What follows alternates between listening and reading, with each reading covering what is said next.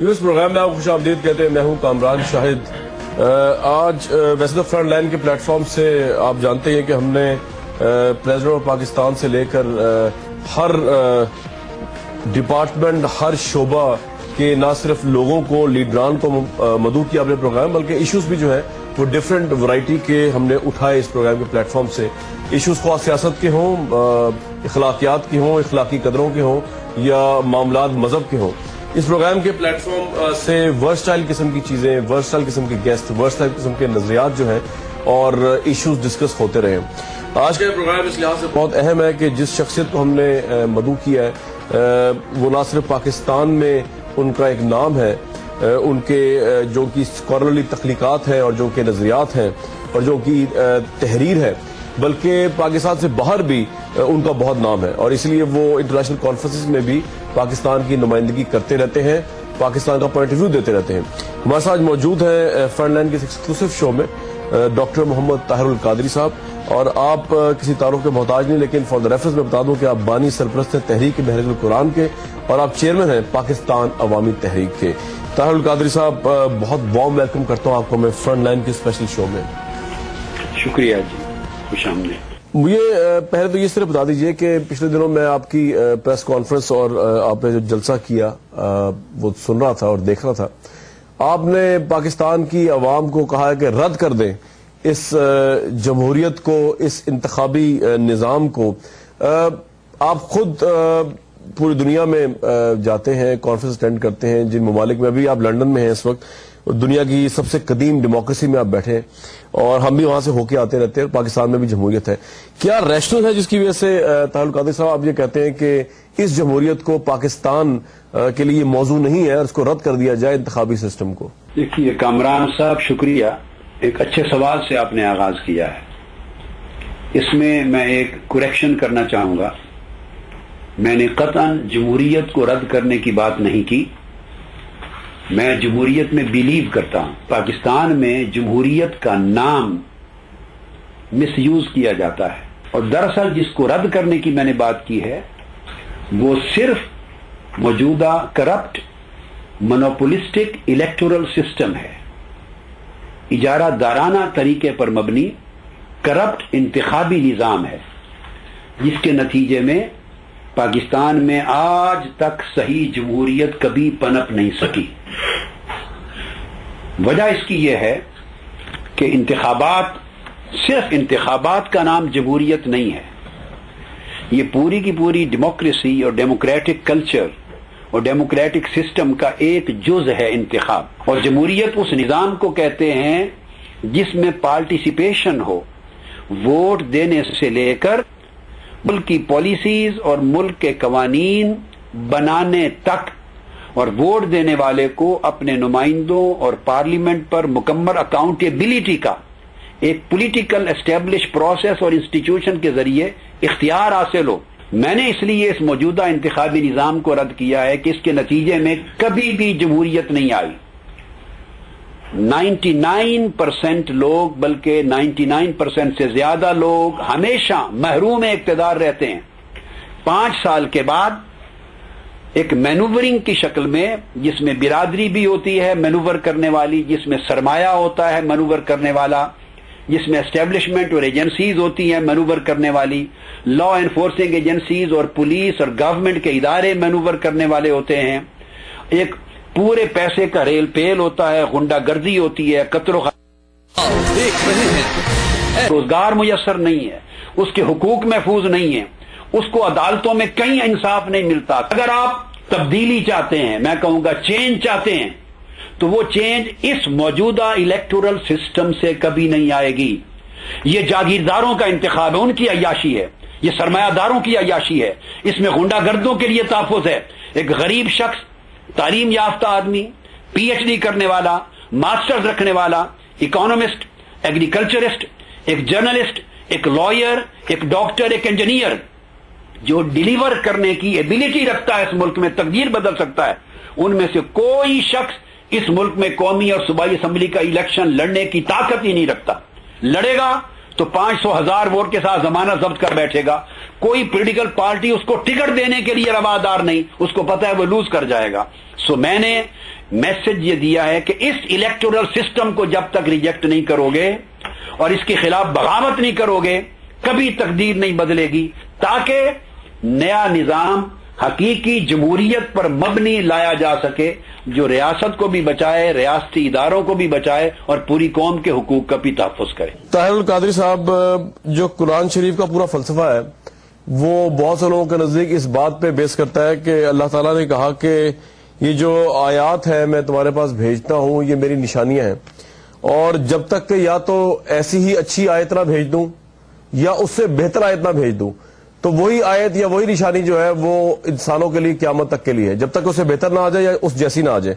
آپ نے جو ساری گفتگو کی عدالت اس کے انتخابی نظام کے متعلق وہ یہاں تک تو ٹھیک ہے, لیکن جب آپ سے یہ سوال کیا جاتا ہے کہ اس کا آلٹرنیٹو کیا ہے, اس سے بہترین سسٹم کیا ہے, تو پھر آپ کا جواب یہ ہوتا ہے کہ جی آپ اس سے فوکس ہٹانا نہیں چاہ رہے لوگوں کا, پہلے اس سسٹم کو تنقید کریں, رد کریں.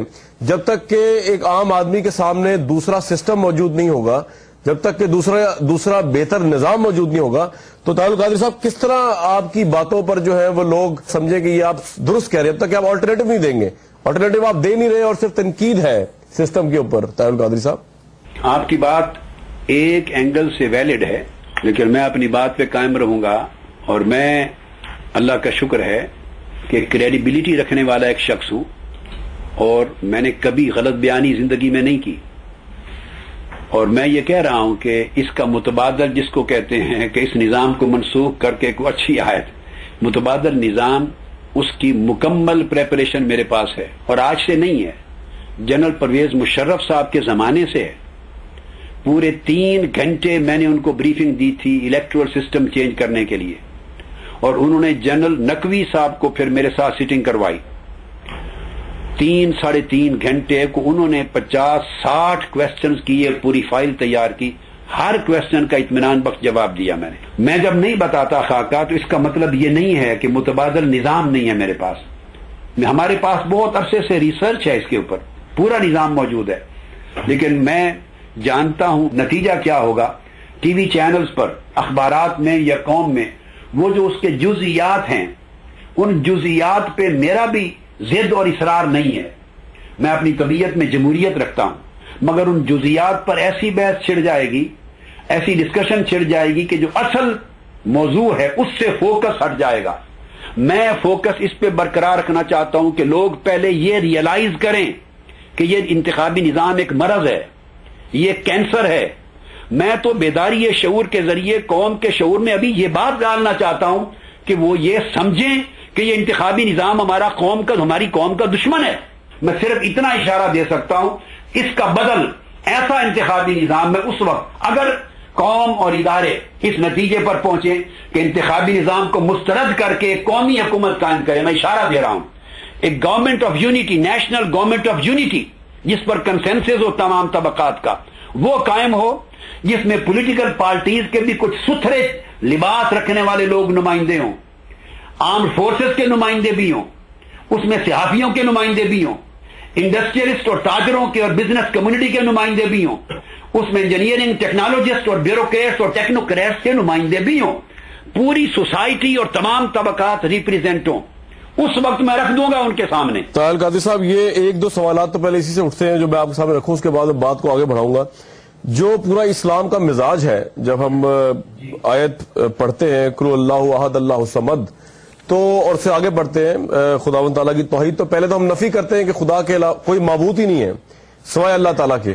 خداوند تعالیٰ نے جب اپنا پیغام آگے دیا تو اس نے جب جھوٹے خداؤں کی نفی کروائی, اس وقت بھی وہاں پر مسلمانوں کی تعداد نہ ہونے کے برابر تھی, اور بہت ہی کم اصحاب رسول صلی اللہ علیہ وسلم تھے, اور ان کے ذریعے, لیکن نبی صلی اللہ علیہ وسلم کے ذریعے جب پیغام بھجوایا اللہ تعالیٰ نے اپنا, تو جھوٹے گواہوں کو رد کرتے ہوئے ایک اللہ کا پیغام ساتھ دیا.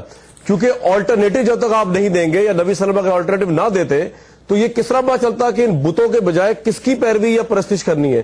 آپ نے ابھی بھی یہاں بتایا کہ آپ نے پرویز مشرف کے ساتھ بریفنگ میں ان کو میں نے پہلے بھی آپ نے یہ بتایا اور اس پروگرام میں بتایا، پرویز مشرف کو تو آپ نے بتا دیا ڈیٹیل سے کہ کیا پروجیکٹ ہے، تو پاکستان کی عوام پرویز مشرف یا ملٹری اسٹیبلشمنٹ سے بہت لارجر کی ایک چیز ہے.